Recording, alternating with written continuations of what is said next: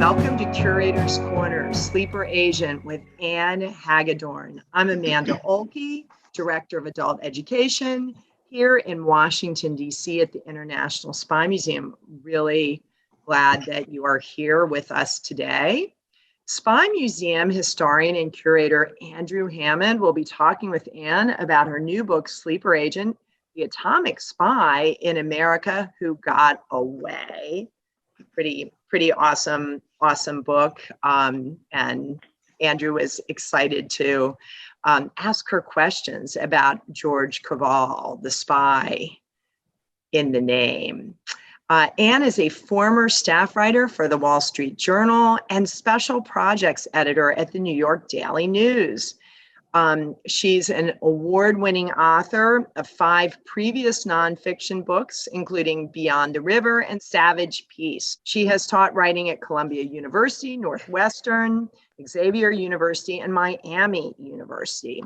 And today, for those of you who frequently come to our programs, we have an exciting international dimension, which is Andrew has decided to go home to Scotland for a brief break and brush up on his wonderful brogue. So, Andrew, thanks for joining us from vacation. You're welcome. So, technology seems to be supporting us.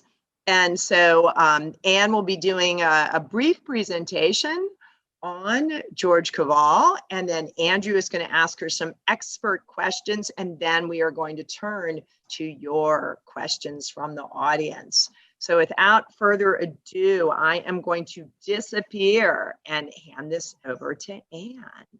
Thank you, Amanda. Thank you, Andrew. And thank you, everyone, for coming. And I shall begin by just saying that it's my job as a narrative nonfiction writer to use the art of storytelling to engage general readers about meaningful issues. My quest is always to find the compelling narrative that will bring alive for the reader all issues and individuals at the core of the book's topic. The 5 criteria for choosing topics: must have significance, possibly be in danger of falling through the cracks of history, must be doable research-wise, must have literary potential, must have general reader appeal, and must rouse my writerly passion. First, choose the topic, then find the best narrative. That's always the sequence. But this time, I discovered a remarkable story first, one that grabbed me from the start. And actually, it all started with a 92-year-old gentleman I was interviewing for a book topic in 2016. He knew that I had grown up in Dayton, Ohio, and toward the end of the interview, he suddenly asked if I knew about the secret site in Dayton tied to the highly secretive Manhattan Project during the war. A while ago, he said someone had told him that a Soviet spy worked there during World War II and lived in the same community where I had spent my childhood. For a week or so after the interview, I continued my pursuit of details for the other topic, but I was brimming with curiosity. I could not stop thinking about this possibility, although my curiosity was equaled by skepticism. I thought, out of respect for the gentleman, I still thought it must be a rumor. I found the spy's name, George Koval, in a New York Times article about Vladimir Putin giving a posthumous award to the spy about 10 years before. Then I evaluated what seemed to be known, what was clearly unknown, and I would have to find out if I were to dive into this, and where there might be archives, much needed primary sources applicable to this. Next came what I call the flight plan, a schedule for the research, and then gaining some wisdom from the Reporters Committee for Freedom of the Press. I filed some Freedom of Information Act requests for FBI reports and began the many trips to archives, first to the National Archives and College Park, Maryland. From the start, I barely took a day off, as everybody who knows me knows. The process of gathering information, of course, was quite an adventure. Finding letters, journals, postcards, news clips, yearbooks, photos, maps, tax records, ship manifests, passports, arrest records, application forms, even inscriptions in books, and thousands of pages of FBI reports. And there was the regimen of reading applicable secondary sources, of course, in the numerous domains of research, from the 20th century anti-Semitism in Russia and America to the Soviet espionage tactics and networks in 1930s and 1940s America, to the manufacture of the element polonium, even to understand and study polonium.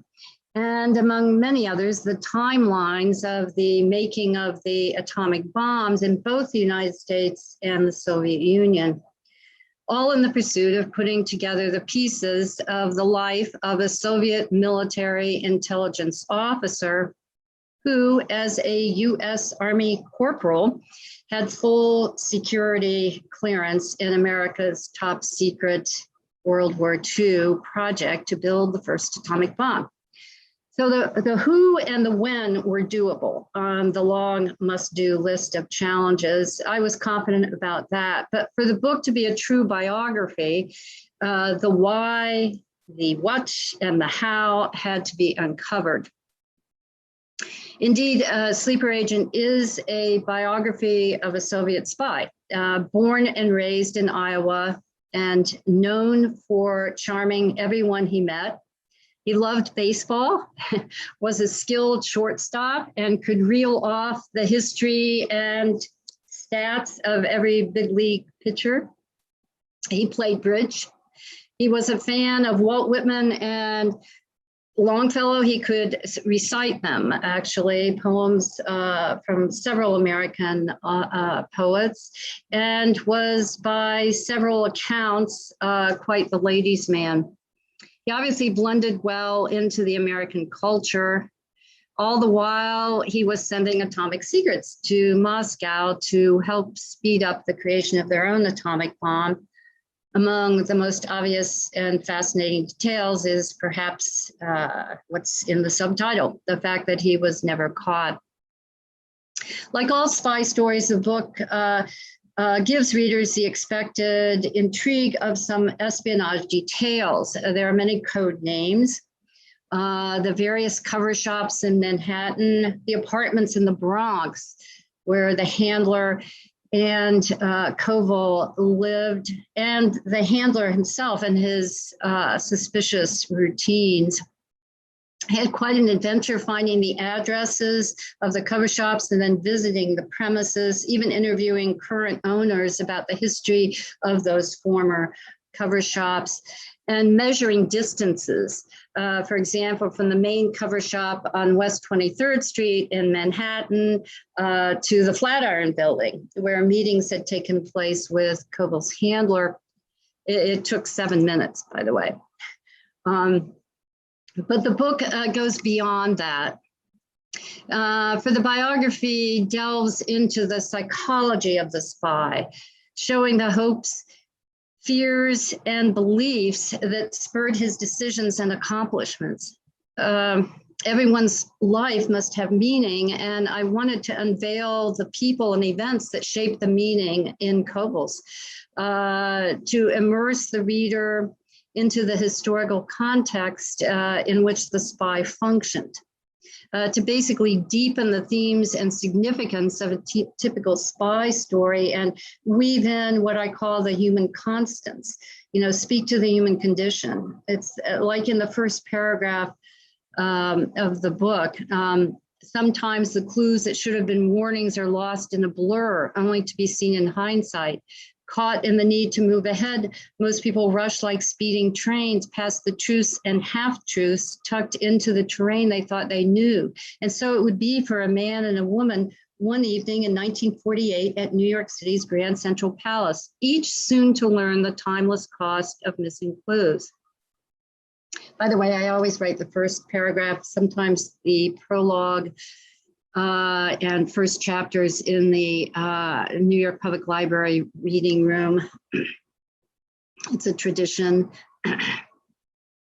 After reading an early copy of Sleeper Agent, my friend Nick Clooney said that Koval's biography indeed takes the reader beyond a typical spy story, because for him, it brought alive, basically personified the Cold War battle of the American dream versus the communist workers' paradise.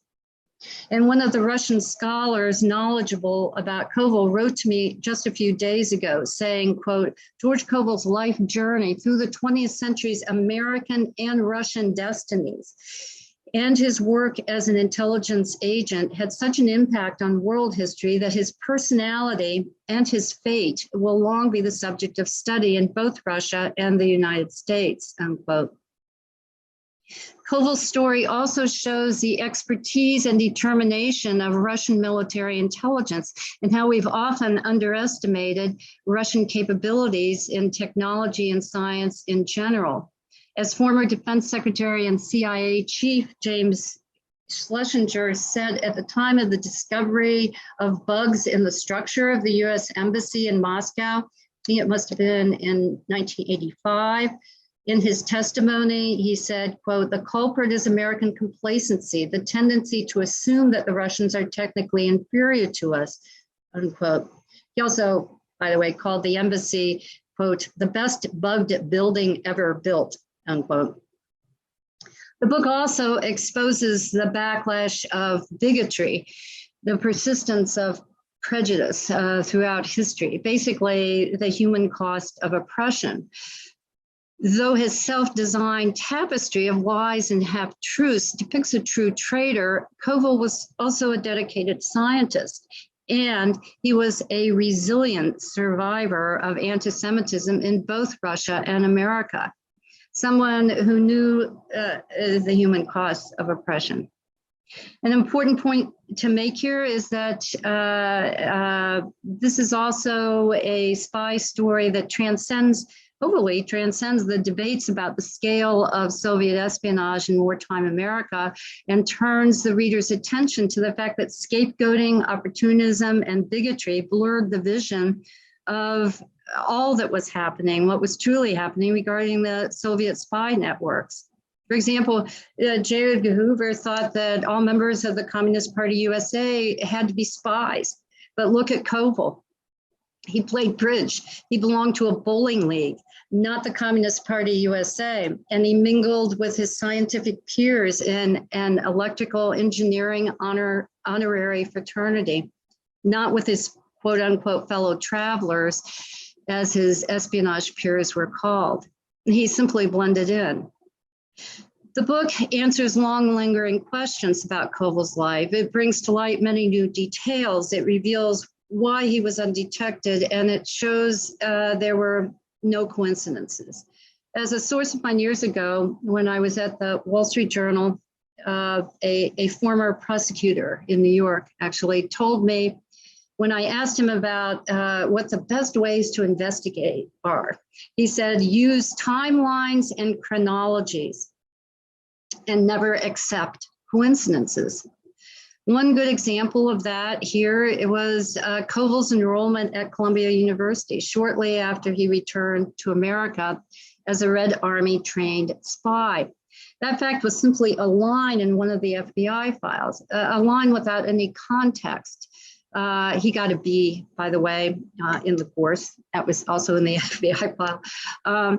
Anyhow, it's a great example of what could appear to be a detail of little significance, but with some study, mainly timelines about what was happening then in nuclear physics, it becomes far more important than someone taking a chemistry course at an Ivy League school because he loved science or wanted to make friends at his new home in New York City. To be sure, by the time Koval's enrollment in 1941, Columbia had become a magnet for some of the most highly regarded physicists and chemists in the world, some destined to play stellar roles in the upcoming production of the first atomic bomb. And there had been a very detailed front page article in the New York Times in May 1940 about what was happening at Columbia in physics. An article Koval's handler must have seen. So take a fact, dig further, establish some timelines, and then the truth can begin to surface. Another example of that was Koval's job at Oak Ridge as a health physicist. It was known that he was assigned to Oak Ridge, but exactly what did he do there? What was his daily routine? And how would that affect his access to top secret information? I had to find out. And I learned from the Oak Ridge archives, basically, about the health physics department. And George Koval was a health physicist. And what they did was they measured levels of radiation contamination. And such work required routine access to confidential and secret information. And in fact, most, if not all, information pertaining to health physics during Koval's tenure at Oak Ridge was classified. Health physicists had to learn the basic chemical properties of all the radioactive materials they were monitoring. They were asked to be present whenever repair work was done on any equipment at all the plants, and no shipment could leave the site without the approval of the health physics department. Also, the health physicists conducted routine surveys of all offices and labs as they checked for signs of contamination. 3 important steps for the health physics workers were always noted in their training materials. Know all operations in your area. Be alert to changes. Make thorough surveys. And those training materials would have been in the hands of a Soviet spy.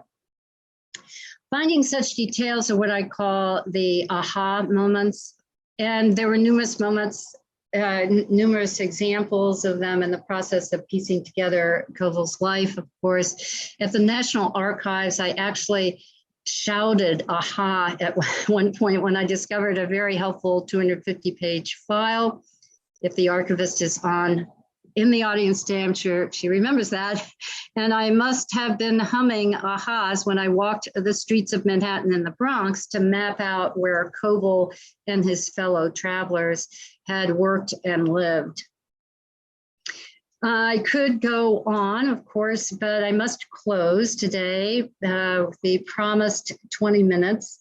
And I'll close simply with my hopes for the book. I hope that Sleeper Agent will deepen the reader's understanding of the psychology of the spy and of the timeless cost of oppression, and that it will be helpful to future researchers and contribute to the step-by-step process of prying open the closed chapters in the story of Soviet espionage in America. We're all in this together. We must, as researchers and writers, contribute, help each other. And that's why you'll find very detailed notes. Please read my notes, the introduction to my notes, and also my acknowledgements.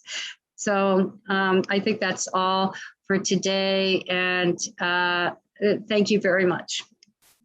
Thanks ever so much, Anne. I really enjoyed your book and your presentation. I guess my first question was at the more macro level. One of the things that I think you do really interestingly in the book is tie the George Koval story into the Jewish experience in America and in the Jewish experience in the 20th century more generally. So I just wondered if you could let our listeners know a little bit more about George Koval and his place within that journey and that story.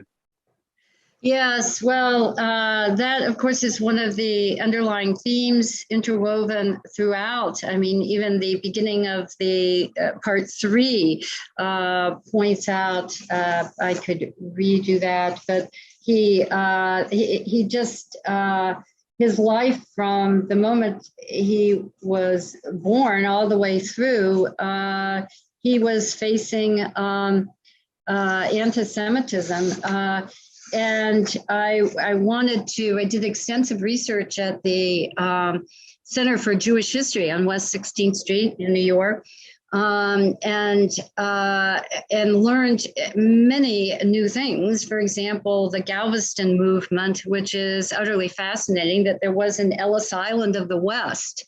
I mean, I could spend another 20 minutes talking about the Galveston movement. Oh, fascinating. His parents they ended up in Sioux City, Iowa, because they came in through the Ellis Island of the West, which was Galveston, Texas. But it's an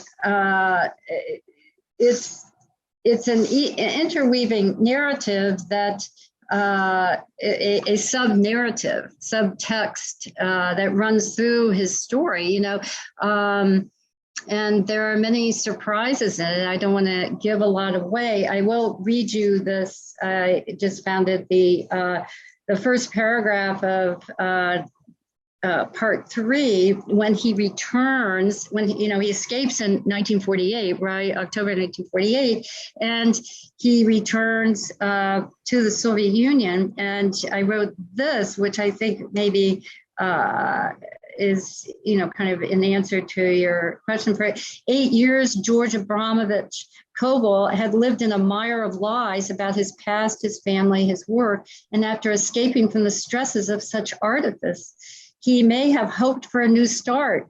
But when he returned to Moscow in November 1948, he found only a twisted, fearful culture steeped in propaganda and prejudice, mainly against Jews and Americans. As New York Times foreign correspondent C.L. Sulzberger wrote at the time, anyone, quote, coming to Russia at this time must always bear in mind the paradox that this country of revolution has now become the most reactionary power on earth, unquote. So, so he's, in America, he was, walking on eggshells in terms of anti-Semitism and anti-communism. And then when he returned to Russia, there was a horrifying period of anti-Semitism that he walked right into in November 1948. And that chapter, chapter 15 of the book, goes into that a bit. But anyhow, yeah. So I could go on and on about that, but it is rather fascinating, and it's an important theme in the book because it's the it goes into the ultimate question: why did he do this? So go ahead. Yeah, I thought it was a fascinating thread that runs throughout the book, like you say. Oh, good. I'm glad you like that. Yeah. Yeah. I'm sorry it happened. I'm sorry it's true, but I'm glad you liked it. Yeah. Go ahead. Yeah. Yeah, this leads on to my next question. In the book, you outlined some of the ideological conflict that the Cavals were surrounded with in the early 20th century in Iowa and the Midwest. Can you speak a bit more about that? You speak about the Klan there had quite a foothold, the Ku Klux Klan. You speak about the American Vigilant Intelligence Federation. You speak about a whole bunch of other things. So just help our listeners understand a little bit more about that ideological conflict that the Cavals found themselves in the early 20th century in the United States. Yes, well, those were great details. I mean, you have to realize that here's a guy, he graduated from high school when he was 15 years old, right, in 1929.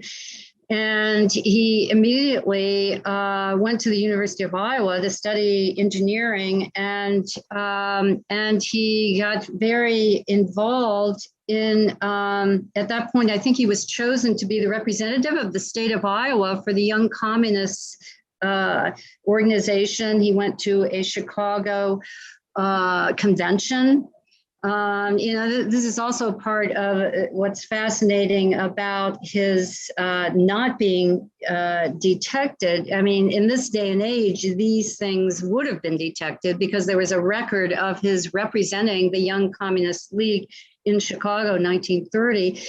In 1931, he became part of one of the unemployed councils, and he protested poverty, got arrested in Sioux City. He was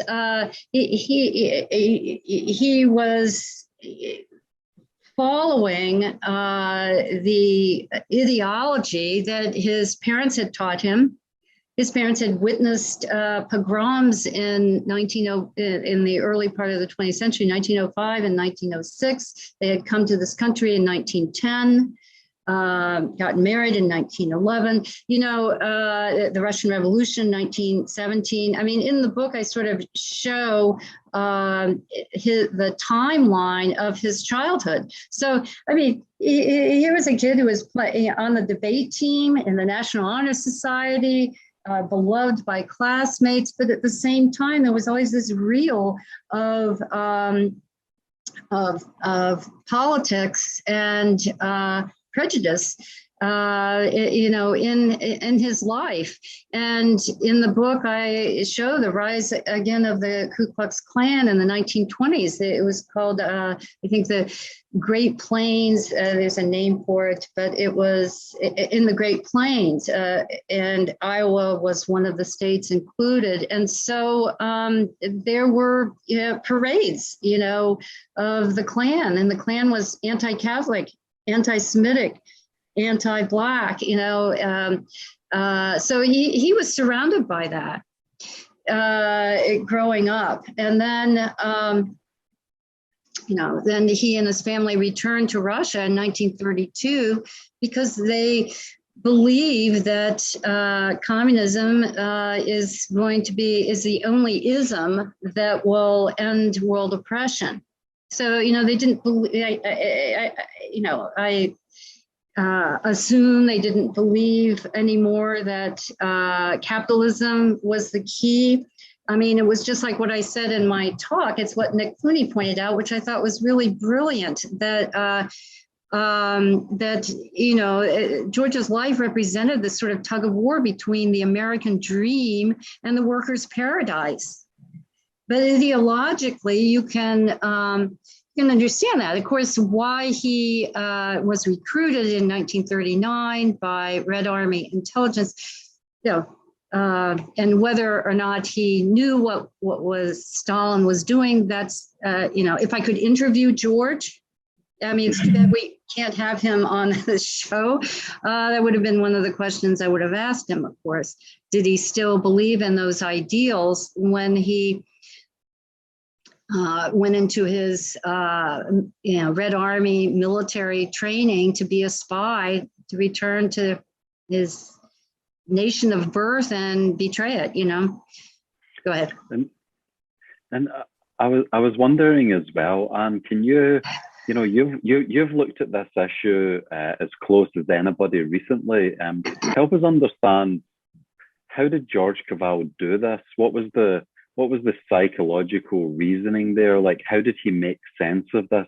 So I'm thinking of someone like Jack Barsky, who was KGB undercover in the West, and he said that he realized that the boogeymen that had been described to him living in the West weren't such boogeymen after all.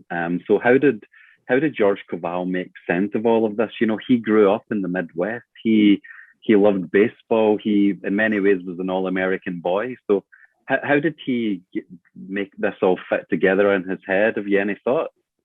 Well, yeah, not to sound like a representative of Simon & Schuster, but I think you have to read the book. and that, read the book. Yeah, I hope my editor's listening. Yeah, but in truth, that is sort of interwoven. Of course, like I said, we don't know unless we can ask him. I mean, what were his motives? Was it, obviously he wasn't paid. why do people become spies? There are 4 or 5 reasons. In his case, it's hard for me to believe that in 1939 and 1940, when he was he was recruited in 1939.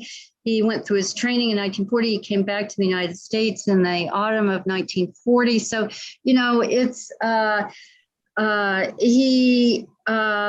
what did he know about what Stalin was doing? We don't know. Did he know about the purges? He had to have known about the purges of 1939. So was his ideology, were his ideals somewhat crushed by the time he came back? We don't know. One of the motives, one of the reasons that he probably did this was that by being part of the GRU, there would be benefits for his family. There was September 1st, 1939. Think about it. That's the beginning of several years of World War. Of course, we didn't know that at the time, but he didn't know that at the time, but he knew that his family could be in jeopardy. They could be at risk in the way they lived. Et cetera, et cetera. So what were his motives for doing what he did? Well, I think toward the end of the book, there's a comment from one of his colleagues at Oak Ridge who said, who began a correspondence with George in the late 1990s or the early part of the new century. And he said that George told him, I have no regrets. So he had no regrets. So he knew by the end of the 1990s and the beginning of the new century, the history that he had lived through. So he had no regrets. So that tells you that, it had to be partly the ideals. So it was the ism. But it also had to be his protection of his family, because this is a guy, and it also had to be about science. I mean, this is a guy who was loyal perhaps to his ideology, but he was very loyal to his family and very loyal to science. He was a scientist par excellence. In the book, I show some of the articles that he published while he was working at the Manhattan Project. And in his lifetime as a professor at Mendeleev, I think he published over 100 scholarly articles. So, so those were where his devotions were. So you have to look at what was he most devoted to figure out what his motives were. But we won't know, unless he suddenly sends us a message. Yeah, right. So no, we don't know unless we could interview him, which is not going to happen, obviously. And how,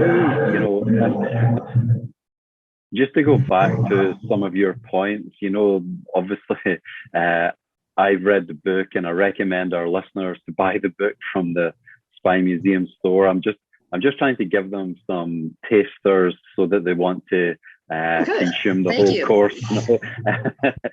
So on that note, how consequential do you think the intelligence was that he passed along to the Soviets?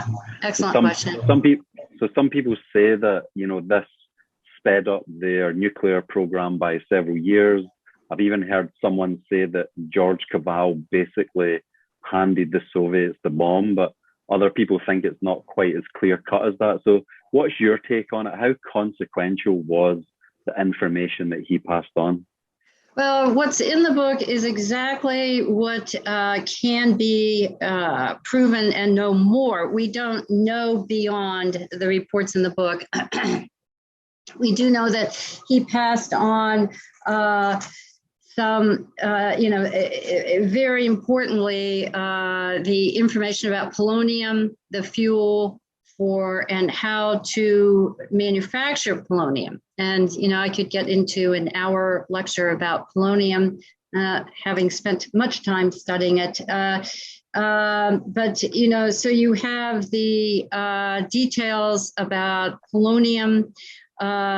You have details about the safety, the health physics. That was unique to Koval because he worked at the X10 plant in Oak Ridge, where one of the methods of creating polonium was done. So also he sent the layouts of the sites at the plants at Oak Ridge, fuel volumes, and because he was at X10, which had a graphite reactor creating the plutonium, also, he sent information about plutonium, and what he sent confirmed what Klaus Fuchs had already sent from Los Alamos. And so that confirmation is very important also because that eliminated a lot of the, questions and suspicions that what Fuchs sent might have been misinformation. I mean, anybody receiving that, they needed confirmation, whenever they got the information from the intelligence sources here. So there's quite a list. I think that if you look at the amount of time it took this country to figure out exactly how to synthesize, how to manufacture polonium for the fuel in the trigger, and the fact that that information was sent, that Koval sent that information, that definitely speeded up the production of the bomb and in the Soviet Union. And anyhow, yeah, and I could talk to you about the sources of those reports, but we don't have time. But yeah, so plant structures, layouts, worker numbers, fuel productions, and the fuel flown to Los Alamos, right, from Oak Ridge, and the health physics details, radiation safety development, and the polonium. Yeah, so yes. And one of the things that you discuss in the book is the City College of New York. And I think that plays quite an interesting role around this time period. Could you tell us what your take is on what's going on there? Oh, in the City College of New York? Yeah. Yeah. Well, that was very interesting. What happened was that after Koval was drafted, after he was inducted in the Army, which would have been a U.S. Army, which would have been in February 1943. He went to Fort Dix in New Jersey. Then he went to the Citadel, and he took what it was called the Army Classification Test. A high score, I think, was like 115. He scored 152. So that put him in a ranking that placed him in what was called the Army Specialized Training Program at CCN. He was sent to CCNY, and these were this was a program to advance the scientific capability of some draftees to be used in all kinds of war projects. We needed scientists. And so CCNY was one of the very important places where there were ASTP members, and George Koval was one of them. And he was there for a year, and then he was chosen to be in another group, the Special Engineer Detachment, which the SED, which meant that he would be one of the scientists coming out of the CCNY program who would go to one of the Manhattan Project sites and be like an assistant to one of the scientists, that kind of thing. So,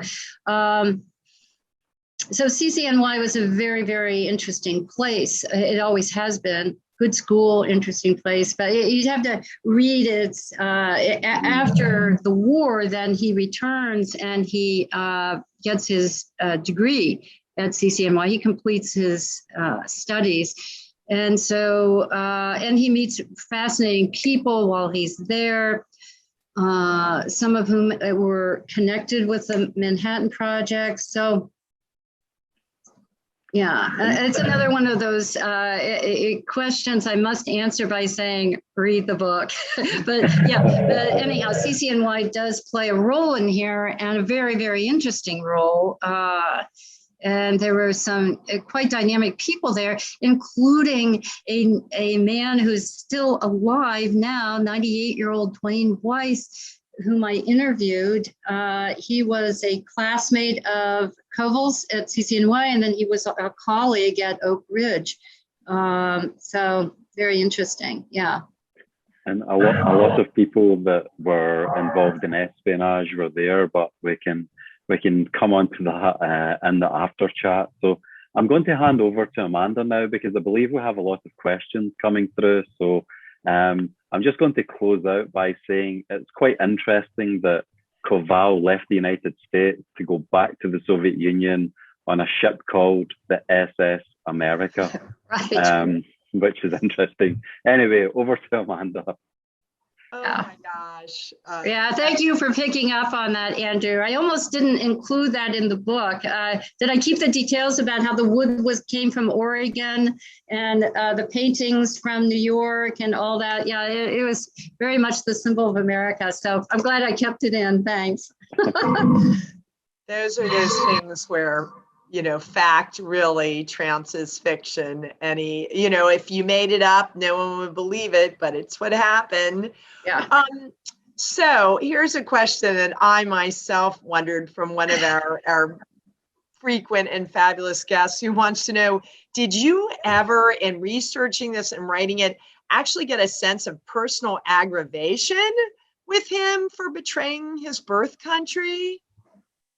What an interesting question. That's aggravation. I would say frustration mixed with curiosity, frustration and curiosity. Yes, well, of course, you know, it's my country. I mean, you know, I think he loved. I don't know, but I think he loved America. But I also think he loved science, like I said, and his family. I think he was protecting his family. I think you have to, it's just like a professor of mine at Columbia years ago said, the only way to write a good story is that you have to put yourself on a shelf and put your feet in the shoes of the people you're writing about. And you have to understand the context, the timeline here, when he did this. And so aggravated is not really the word. I would say, you know, frustrated, and he was so bright, you know, and so it's of course, you know, you want to, and I was always, when I was doing the research, I was always watching for a hint of regret. And then, you know, so I suppose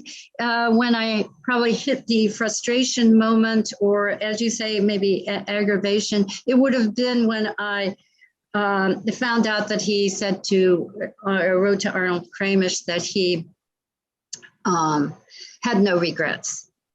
You know, because, you know, I would have thought and, you know, he was dedicated to his family, dedicated to science, dedicated to his students loved him.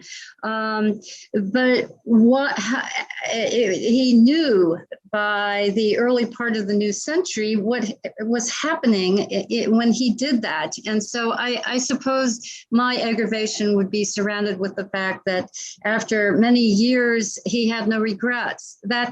That's aggravating. Yeah. much training did he get to be a spy? We understand why he was a great spy. Did he get a lot of training on tradecraft? Yes, and I tried to, of course, I tried to nail down exactly where and what, but I didn't. You know, I just it wasn't able to, nail down exactly where in Moscow or outside of Moscow he would have gotten his training. But I do know that for a sleeper agent, which is basically by definition, someone who is blending into the target country, it takes usually a much longer time than Koval's training, because you've got to learn the language and the habits, the cultural habits and Koval, as you'll read, had a hard time learning Russian. And so he had an American accent in his Russian, and admitted to that in some letter. I love in the research, one of the greatest moments, always, all the greatest moments were the discovery of letters. With the help of my Russian translator, just, things that he wrote. And he was having problems in the 1930s learning Russian. So, when he came to America to blend in, first of all, he didn't have to go into extensive training in terms of the American culture. He picked up where he left off, and he had no Russian accent. There was no touch of it in his English, because he grew up in Iowa. So yeah. And just really briefly, Anne talks about this in the book, like part of the historical context for Koval is that there's huge purges of Soviet intelligence in the 1930s, and then when the Second World War comes along, there's a huge demand. So yeah, Anne talks about that in the book. Again, buy the book. Oh, thank you, Andrew. Well, the Age of Clones will be great for writers. We can be starting our next book, and our clones can be out there talking about it and saying buy the book. But at any rate, beyond that, it's there's some pretty serious, relevant themes in this book. I think we can learn a lot from Koval. And perhaps we can learn a lot because he was a Soviet trained, military intelligence officer, and he was born in America. So there's part of us. It's just like that comment from Nick. It's like he had the tug of war of the American dream and the workers' paradise. That's rather fascinating. How did he get clearance? One of our guests wants to know how, with his background, did he get this clearance, this access? Well, that's an excellent question. And that's because, of this sequence of events. As I said, he's inducted in the Army, goes to Fort Dix, he goes to the Citadel, he's selected for the ASTP. In the ASTP is selected for the SED. He and all of his, and by the way, that's one of the reasons after he goes to Dayton, which is where the polonium was purified. He, in June of 1945, and after the bomb, after it would have been in September of 1945, after Nagasaki and Hiroshima in August, he was offered a job to continue his work after at the end of the war, and he didn't take it. And I have that's one of the details I think that proves that he really knew what he was doing, because in answer to the question, some of those details, like for example, the arrest record from 1931, right?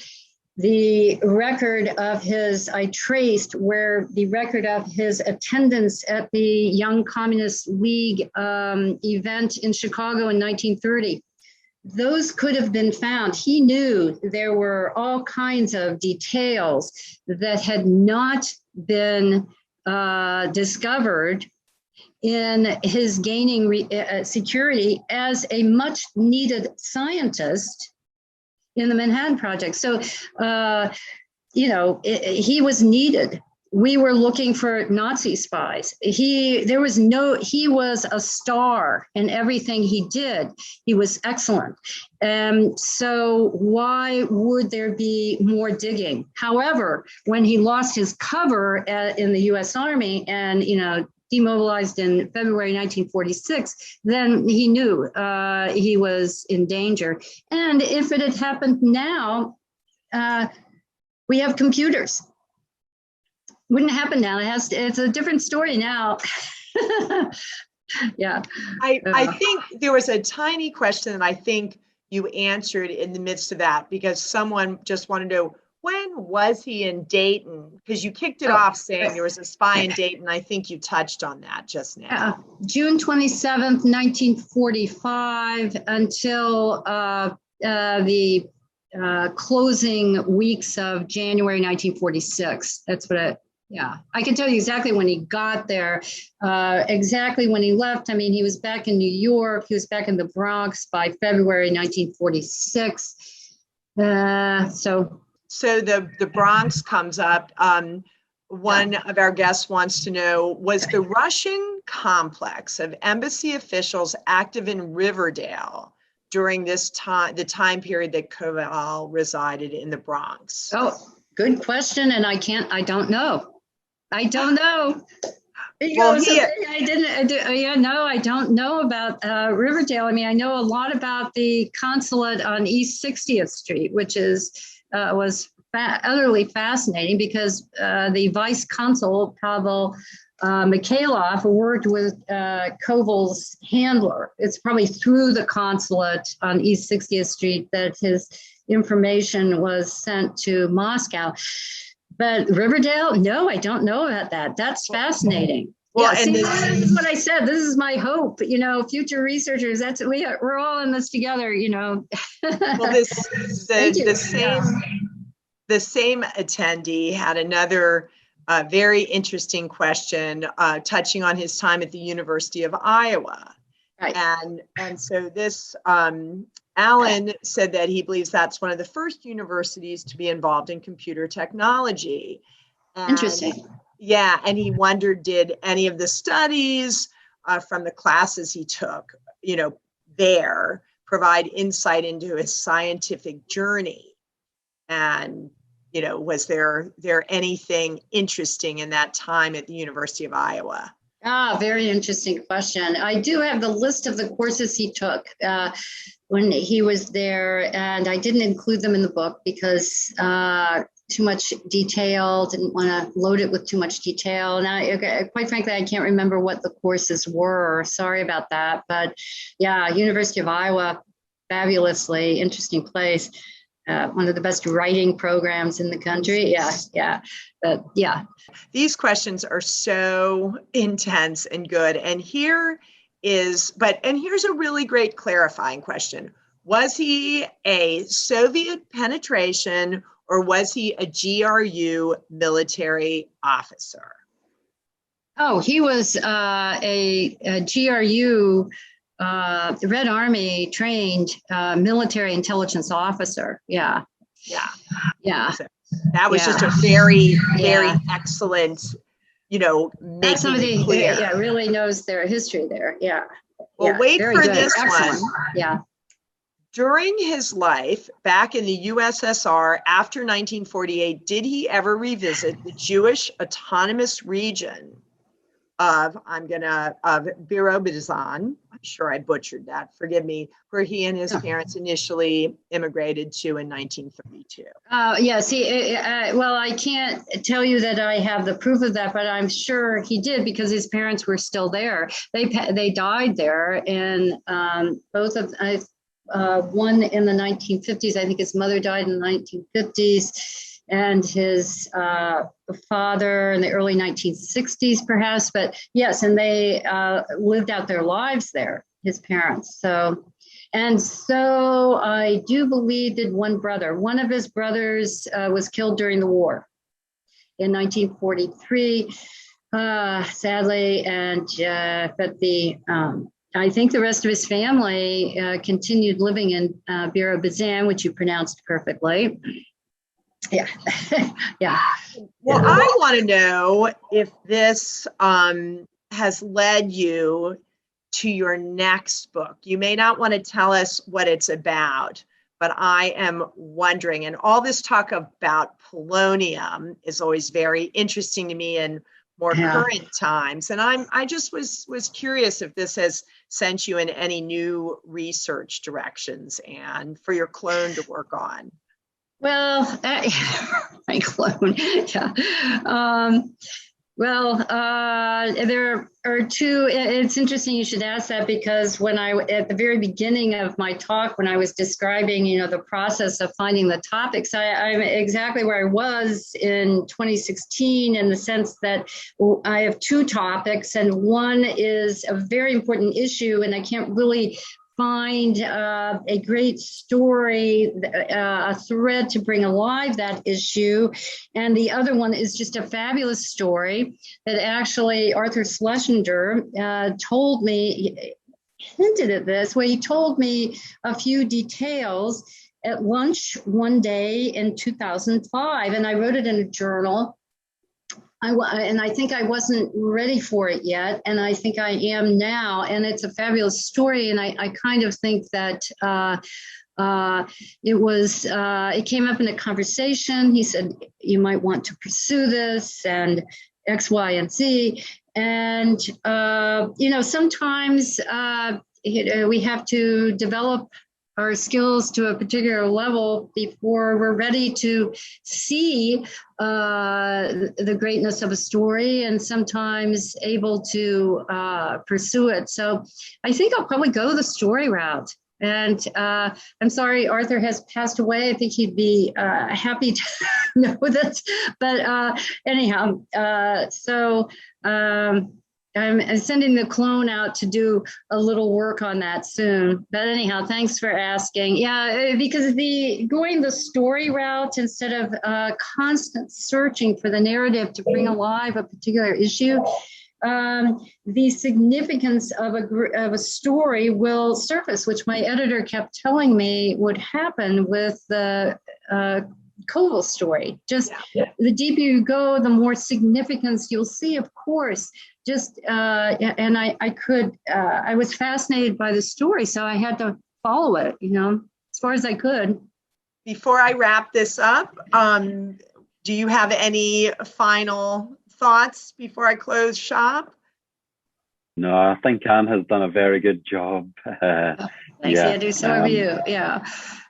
Well, it was a fantastic conversation. Yeah. And we thank you. And Andrew, we thank you for coming in from Scotland to be with us.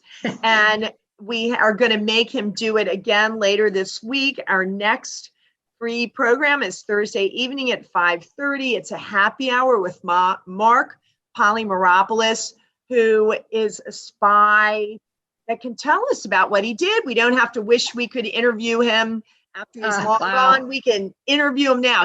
I'm sure he can't tell us everything we want to know, but that is on Thursday evening. You can sign up for that and all sorts of cool stuff on our website.